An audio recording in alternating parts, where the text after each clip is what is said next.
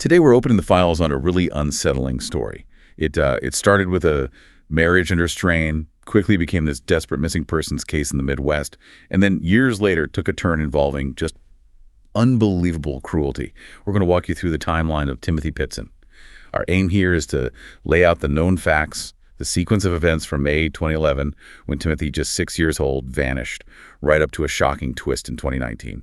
We're sticking to the sources, the documented evidence, to understand this still unsolved tragedy. And it's unusual, isn't it? Because we know who took him, his mother, Amy, but her final message left behind this terrible contradiction. That ambiguity is really the knot at the center of the whole investigation. Exactly. So Timothy Pitzen, born 2004 in Aurora, Illinois. Friends and family describe him as, a really happy, outgoing kid, but his home life was tense. His parents, James Pitzen and Amy Fry Pitzen, their marriage was failing. And Amy had a history of mental health struggles, specifically severe depression. She'd been divorced before. Sources say that as she and James started talking about separating again, she became very unstable. Her biggest fear, it seems, was losing custody of Timothy because of her medical history. That fear really hangs over everything that happened next. Okay, so let's go to May 11th, 2011. James drops Timothy off at Green Man Elementary. Just a normal school day, he thought. But then, maybe only 30 minutes later, Amy turns up at the school. She tells the staff there's been a family emergency, which was completely untrue, and she signs Timothy out. James doesn't find out until he goes to pick him up that afternoon. He tries calling Amy, but her phone just goes straight to voicemail. Yeah, and that's the pivot point, right? From a potential custody issue to, abduction, essentially. By cutting James off completely, she basically forced the missing persons report, which James filed the next morning, May 12th. But she wasn't totally off the grid yet. No, she wasn't. She actually called her own mother briefly and James's brother. To her mom, she said they were okay, just needed some time away, maybe back in a day or two. But the call to James's brother, that contained something chilling. Amy reportedly said, quite possessively, "Timothy belongs to me." While the police and family are starting this frantic search, Amy and Timothy are apparently on a kind of vacation. They went to a zoo near Chicago, then up to a big water park resort in Wisconsin. Sources noted, quite poignantly, that Timothy seemed to be having a really good time with his mom. And that specific detail, the fun trip against the backdrop of what was coming, it's significant. It suggests maybe Amy wasn't just running. It feels more like she was trying to create this perfect final memory, almost a controlled, perhaps delusional plan rather than just fleeing. The last time anyone can definitively place Timothy is 10 a.m. May 13th, 2011. Security cameras caught him and Amy checking out of that Kalahari resort in Wisconsin. That footage, that's the last verified image of Timothy Pitzen. Fast forward about 8 hours, Amy is seen again, but this time she's alone. Surveillance video picks her up at a grocery store in Rockford, Illinois, around 8 p.m. A few hours later, around 11:15 p.m., she checks into the Rockford Inn, still alone. And then the next day, May 14th, a housekeeper finds her body in the motel room. Police arrived, determined she died by suicide.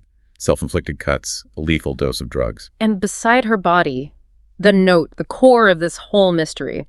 In it, Amy apologized for the mess, as she put it, but then she made two statements that just don't seem to square up, and they've haunted this case ever since. First, she wrote that Timothy would never be found. Right. But then she also claimed Timothy was safe with people who would take care of him. Safe. What could safe possibly mean after saying he'd never be found? James, Amy's family, they held on to that word safe. They insisted she loved Timothy too much to ever hurt him. They believed she must have handed him off to someone, somewhere, before she died. But you have to consider her mental state, the severe depression. When someone is in that deep, maybe experiencing delusions, safe could mean something very different. It could mean, to her, saving him from a future she saw as painful, maybe a future without her, or one where she lost custody, handing him off, or something else. Could have felt like protection in her mind. Was it a genuine handoff? Or was the note itself part of a plan to obscure the truth? That's the awful question. And the physical evidence didn't clear anything up. Amy's cell phone was gone. It wasn't found until 2013, actually, discarded by Route 78. But it yielded nothing useful.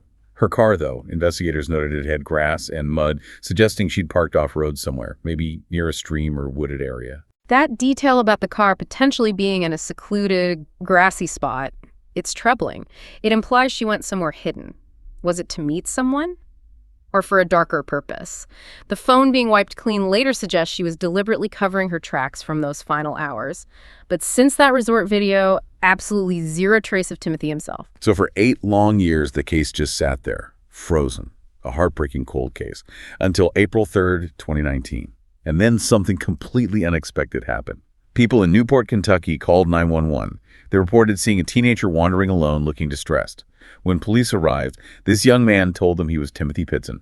He claimed he was 14, and he'd just escaped from a hotel where two men had held him captive for years. Can you even imagine receiving that call? James Pitzen, after 8 years of silence and pain, suddenly gets word from the Aurora police that Timothy might have been found alive. He drove straight to Kentucky, obviously in a state of, well, you can't even fathom the hope and fear. But almost immediately, even before James got there, investigators started having doubts.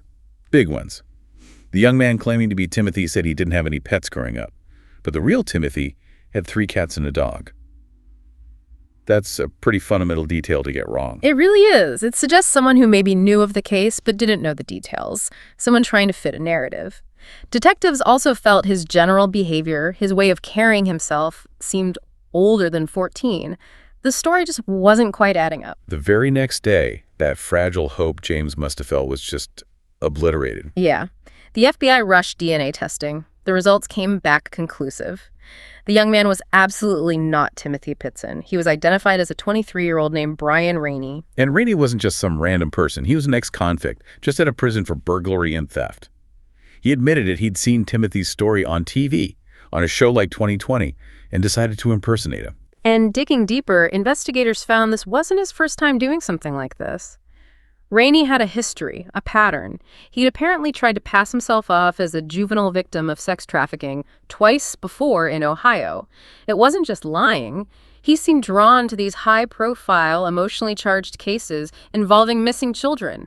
He'd only been identified correctly in the past through fingerprints. This time, though, the consequences were serious. Because he'd lied directly to federal agents investigating a missing child case, potentially involving trafficking, he faced federal charges. 2 counts of making false statements to the FBI and 1 count of aggravated identity theft. And that identity theft charge is key. It relates to using someone else's identity, especially a minor's, while committing another felony in this case, lying to federal investigators. We're talking potentially up to 8 years in prison just for that aspect. Given his history and the nature of the crime, Rainey was sent for psychiatric evaluation to see if he was even competent to stand trial. But, the legal process aside, the emotional damage to the Pitzen family was immense and already done. It's just cruel. But despite that absolute gut punch of the hoax, James Pitzen hasn't given up. He still believes Timothy is alive somewhere. He suggested maybe Timothy's being homeschooled, kept in the middle of nowhere, deliberately isolated from news and the internet. And there was, ironically, one small positive outcome from that awful hoax.